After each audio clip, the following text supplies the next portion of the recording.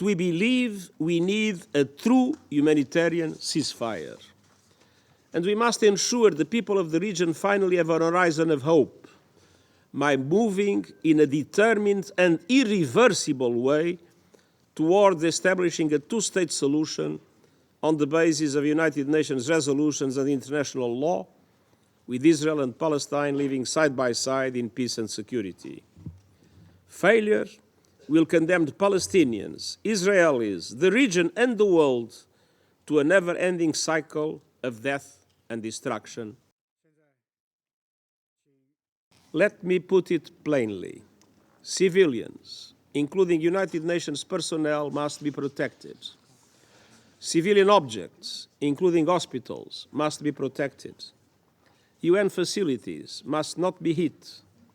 International humanitarian law must be respected by all parties to the conflict at all times.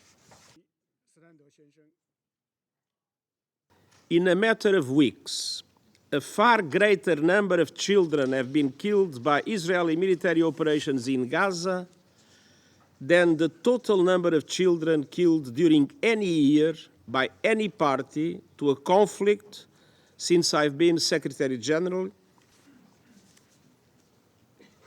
Civilians in Gaza need a continuous flow of life-saving humanitarian aid and fuel into and across the area. Safe and unimpeded humanitarian access to all those in need is critical. This is a welcome start, but as I have been saying from day one, all hostages must be released immediately and unconditionally. Until then, they must be treated humanely, and the International Committee of the Red Cross must be allowed to visit them. Thank you, Mr. That is why we have been urging the opening of other crossings, including Kerem Shalom, and the streamlining of inspection mechanisms to allow for the necessary increase of life-saving aid. But humanitarian aid alone will not be sufficient. We also need the private sector to bring in critical basic commodities to replenish completely depleted shops in Gaza.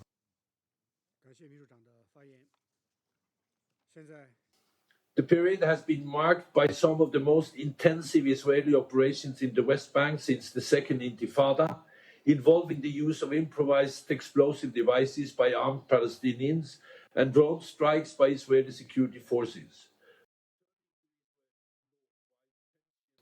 Amid the surging violence and extensive Israeli movement restriction, the Palestinian Authority's long-standing fiscal crisis have worsened significantly, as economic activity in the West Bank has grown to a halt and the economy of Gaza collapsed.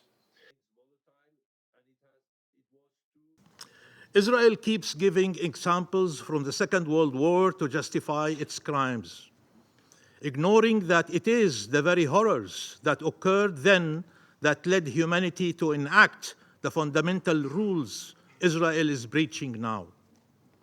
How many times can the world afford to fail the test of humanity in Gaza, in Palestine? How many times can it afford to fail the test of legality?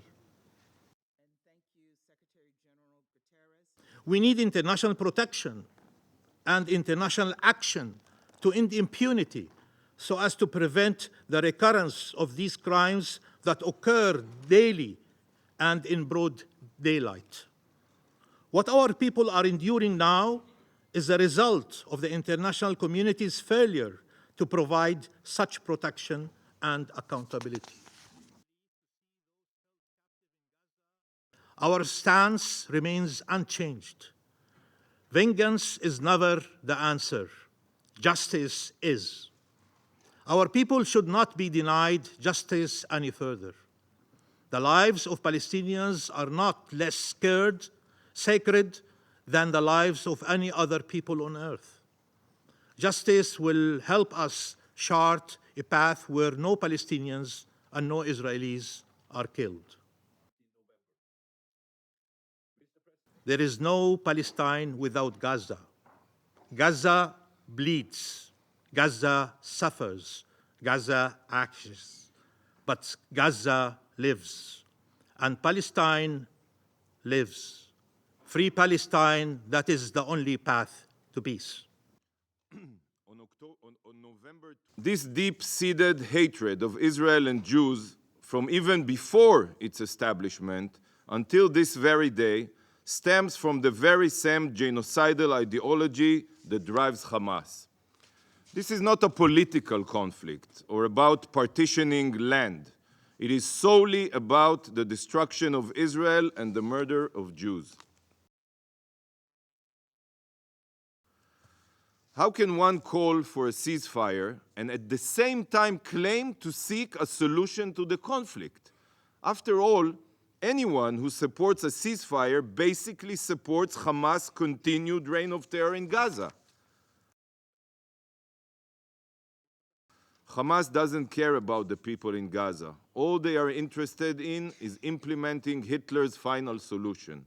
And nothing can change a genocidal ideology. It must be uprooted and eradicated.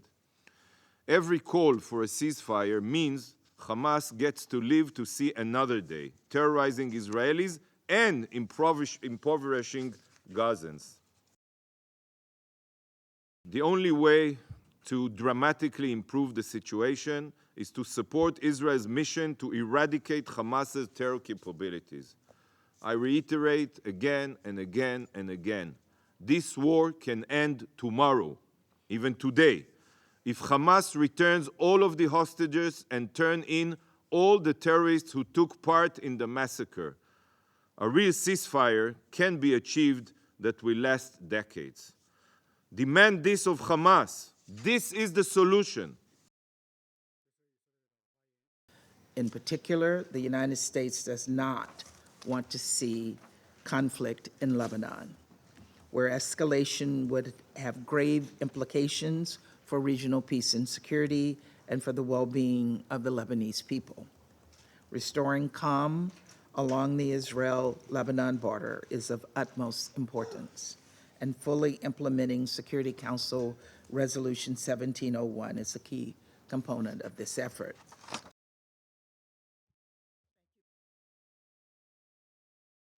So we are here to make a clear statement that a truce is not enough. What is needed is a ceasefire.